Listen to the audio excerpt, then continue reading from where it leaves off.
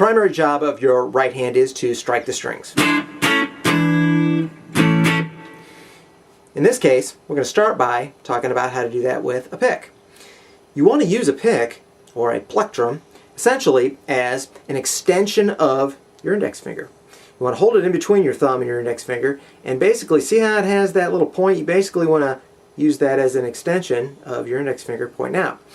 You can experiment with different angles, and different guitar players have different techniques that you try that, but before you experiment with that, why don't we just start by doing that. Basically make it an extension of your index finger.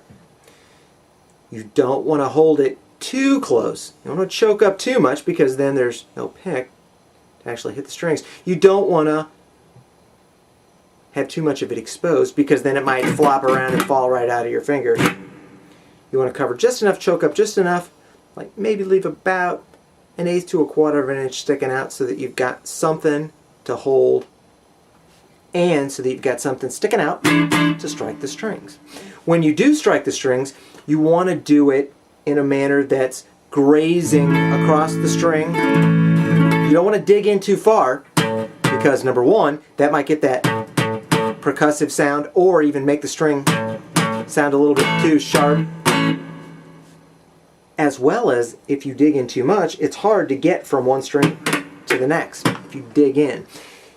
In order to avoid that, what you do is don't cramp your hand up, hold the pick lightly, hold just enough pressure. If you hold it too hard, you're going to cramp your fingers and your hand and your arm.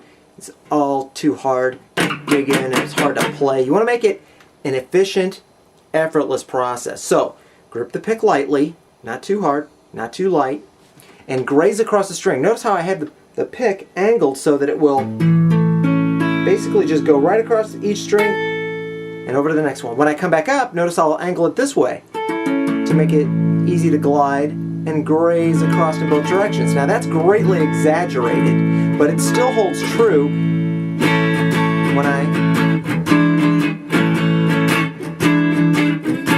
speed up. You'll notice that I am still leaning the pick back and forth. This holds true even when I'm picking individual notes. I'll pick and then back up and then down. Notice when I start going faster, that motion is not as exaggerated as lean it down this way and lean it back this way, but it's still there. You still want to slightly move the pick so that you are creating an effortless, efficient motion rather than fighting against the strings to get to the next note or to the next string.